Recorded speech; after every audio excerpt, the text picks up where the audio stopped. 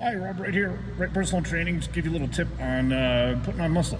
Number one, in order to put on muscle, we have got to create a stimulus that causes that muscle to adapt. That means a tremendous amount of energy through the tissue to fatigue it and to push it to a limit in which it must adapt and get larger and stronger.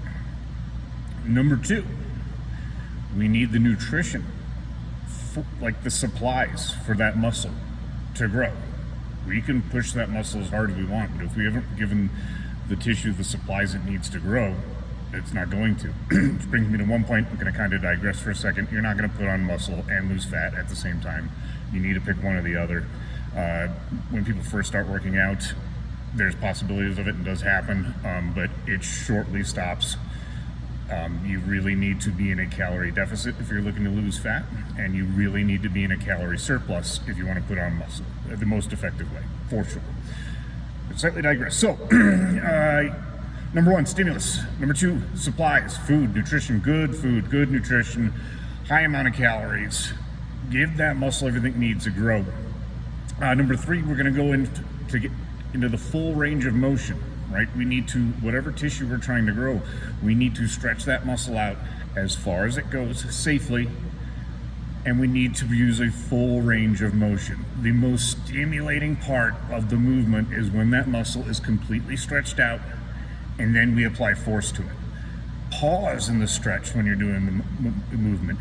90% of people don't even get to the full range of motion. They don't stretch the muscle out as far as they can because it's going to make them do less reps and less weight. That's just ego. If you want actual progress in the gym, lighten up the weight, use a full range of motion. You're going to see better results than going heavy, banging your joints up and not doing the exercise correctly. So full range of motion, big stretch. A slow eccentric contraction. That is when the targeted muscle is lengthening. When the targeted muscle is lengthening, we want to go slow and control the weight. Again, 90% of people don't do this. They come in, they try and go as heavy as they can, do as many reps as they can, and they drop the weight through the eccentric contraction, because if you actually control it, you're not going to get as many and you're not going to go as heavy. Control the eccentric contraction slowly till you get to a very large stretch in the muscle, and then power through the concentric contraction. Stop half repping it.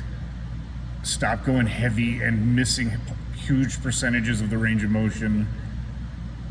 Stimulus, nutrition, stretch is super important, eccentric contraction very important. You're essentially, every rep you're doing, you're wanting to do it in a manner that makes it the absolute most difficult, right? We don't want to modify the exercise so we can do more weight.